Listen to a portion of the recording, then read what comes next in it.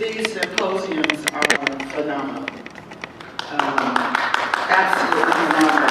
Just because you don't see a crowd of people at each one, we are getting so much information that they have surely missed a treat, but they can go to the website and look at it. I am particularly interested in education, and particularly interested in African Americans.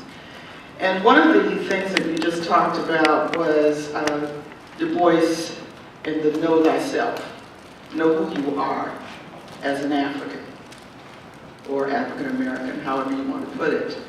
And one of the things, and this is maybe a broad brush comment, but as a student here who came from the majority of my education at PWIs, from elementary through master's program. Coming here to an HBCU, my expectation was that in most of the classes here, students would know or learn more about who they are as Africans. I have found that is not the case, that we are giving a very Eurocentric view of education, and probably, if I could say, I hear more about us as Africans in Africana Women's Studies, African American Studies, and some in history. If students are supposed to know who they are, we have to, all of us, no matter the age, have to act as elders and pass that information on, not just pulling up pants and straightening up and all of that, but we have to teach as we meet. So what I have gotten from the symposium is additional support in my feelings about it and in my engagement with students, and so I thank you for that. Your name is? My name is Gail K. Watts, finally ABD. An opportunity this past year to really work with undergraduates more than I usually do. But what I found with undergraduates and graduate students is that many, graduate students come in to major in or do a concentration in African American studies and Africana women's studies. And when I put the question on the table, what do you know? I find out that there is a lack of knowledge. And that lack of knowledge, I surmise comes from the fact that we have been denied the right to know who we are. And we have not demanded to know. It's very disappointing, and I think I mentioned this to Dr. Jenkins one time, that students will say, oh, I'd like to take a course in African American Studies, but it has no value for me at all. Or they will say, my parents told me not to major in African American Studies because you can't do anything with it. And my response is, you do with it what you do with everything else. Come on, let's really look at it. But one of the things that was most, I think, disturbing for me since I've been here was to hear a professor say to a student, if you can't make it in mathematics or science, then you need to go take African American Studies because they have no standards and they just give you grades. Now, if that's our attitude and our approach to who we are, then yeah, Du Bois was absolutely right. He talks about us being dissatisfied, but one of the things he talks about is black folks being unhappy. And being unhappy with who we are, I think is to what all of us have been talking about. And so I think we really need to rethink it. I had a student, I said, what did you expect from your experiences? And the student said, oh, I just thought you came, you sat around the table and you read, you talked. I said, but you had to talk about something. Well, you just talk about things. And we're supposed to settle whatever our problems are as women. And, sometimes it's very difficult being a professor because you want to say things that you shouldn't say.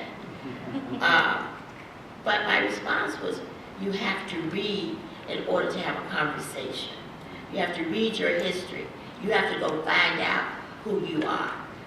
Other people know more about who we are than we know about who we are. We don't even want to go to the library here and find out what's in the library about us because it's time consuming. And if someone told me I have other things to do, then you have no business here. I know that's a negative view, but that's how you feel sometimes. But we have no appreciation for what we have on this campus, which is phenomenal compared to some of the other places that I've worked and been a student. So I just wanted to say that because one brings with them a baggage. Our students bring in a baggage of stuff. And I put in my original thing that part of what we need to do is to stop a minute and find out what the baggage is that they're bringing. Because I think once we know what the baggage is and we've identified it and we respond to it, we might be able to move them in a different direction. So that's what I wanted to say. My name is Marvin Williams, and I have one quick question. I heard about the common schools. What is the difference between the common schools and the normal schools? Because a lot of black colleges are called normal schools. The common school was the elementary and secondary levels. That's what they were called. Instead of being called that day, they called them public schools. Because the government, there was not supporting blacks going to get an education. But that's what they called it in that conference occurred in 1901. And that's what it is. It was the reading, writing, arithmetic, getting those kinds of basic things, and moving up to prepare you for the college. And So the college was normal school and the elementary school? Normal was 2 years of college. Yeah. Okay. And that was to prepare blacks to be teachers. Yeah. Basically, that was what they were doing, was trying to ensure that blacks could go and teach other blacks.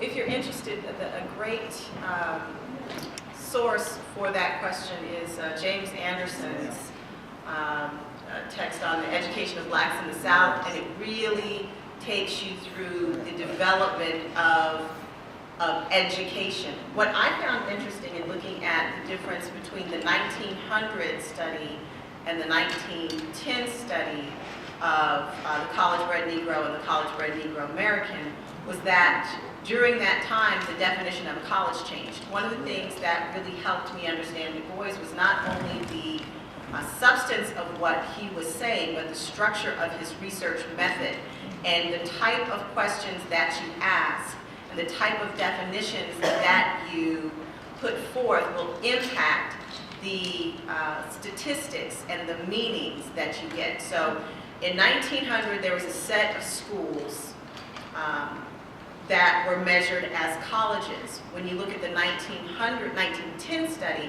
the number of college graduates in that same time period goes down. And I had to, I wasn't a statistician, but as a historian, I wanted to know how did the numbers during the same measurement of time go down. You had to go back and find out.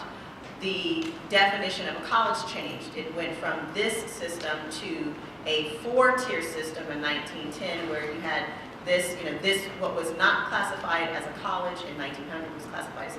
So these are kind of nitpicky types of things, but one of the things that I appreciate most about Du Bois is how he and his colleagues took seriously the task to research well. Not just know the information, but have scientific studies that really engaged qualitative and quantitative, so mixed methods research. I just had to throw that in there.